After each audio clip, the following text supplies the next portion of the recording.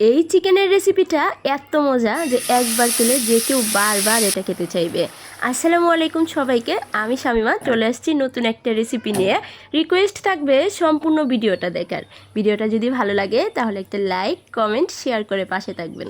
তো এখানে আমি এই রেসিপিটা তৈরি করার জন্য দুইটা চিকেনের লেগ পিস নিয়ে নিছি, আর এই লেগ পিসগুলো একটা নাইফের সাহায্যে একটু কেটে নিচ্ছি যাতে মশলাটা এর ভিতর খুব সুন্দরভাবে ঢুকতে পারে। তো এই তো এটা আমার কাটা শেষ। ও আরেকটা কথা বলে রাখি, আমি মাংসটা কিন্তু প্রথমেই ধুয়ে নিয়েছিলাম খুব সুন্দর করে। এখন হচ্ছে এর মধ্যে একটু লেবুর রস দিয়ে দিচ্ছি অল্প একটু গোলমরিচের গুঁড়া, রঙের জন্য একটু হলুদ, ঝালের জন্য একটু মরিচের গুঁড়া, একটু হচ্ছে লবণ, আর দিয়ে দিব একটু আদা রসুন বাটা, সাথে দিব হচ্ছে টক দই। এই সবগুলো উপকরণ দিয়ে এটা হাত দিয়ে আমি খুব ভালোভাবে মাখিয়ে ঘন্টাখানিকের জন্য মেরিনেট করে রেখে দিব।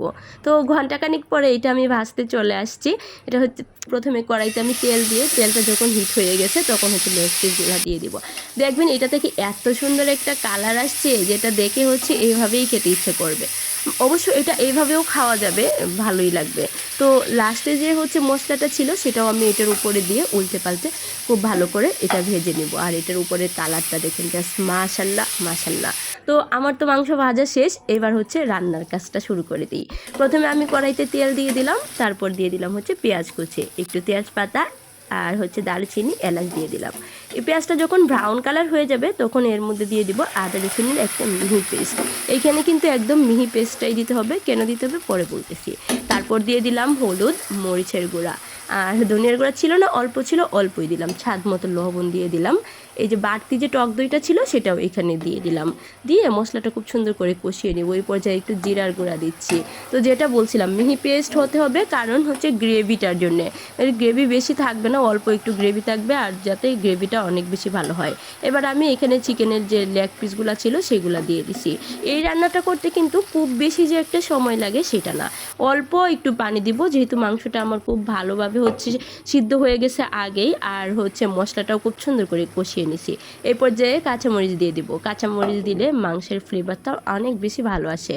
তো আর এখন দিব হচ্ছে কাজু বাদাম। এটা কিন্তু থাকলে হাতের কাছে অবশ্যই দেওয়ার চেষ্টা করবেন।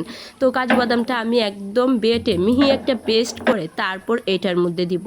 আর এই কাজু বাদামটা দেওয়ার কারণেও কিন্তু খুব সুন্দর একটা ঘ্রাণ আসে, এটা থেকে খেতেও অনেক বেশি মজা হয়। আর কালারটা দেখেন মাশাল্লাহ অনেক বেশি লোভনীয় হয়েছে। নামানোর আগে আমি 1 চামচের মতো ঘি দিয়ে দিচ্ছি। ঘি দিলেও কিন্তু চমৎকার একটা ফ্লেভার আসে। রান্না কিন্তু আমার কমপ্লিট। আর এখন দেখেন এই তরকারির ফাইনাল লুকটা, এটা আরও অনেক বেশি কালারফুল হয়েছিল, বাট আমার ক্যামেরাতে কেন জানি ধরা পড়ে নাই। তো আজকে রান্নাটা কেমন হয়েছে অবশ্যই জানাবেন, ভালো লাগলে কিন্তু অবশ্যই একটা শেয়ার দিবেন। ভালো থাকবেন সবাই, আল্লাহ হাফিজ।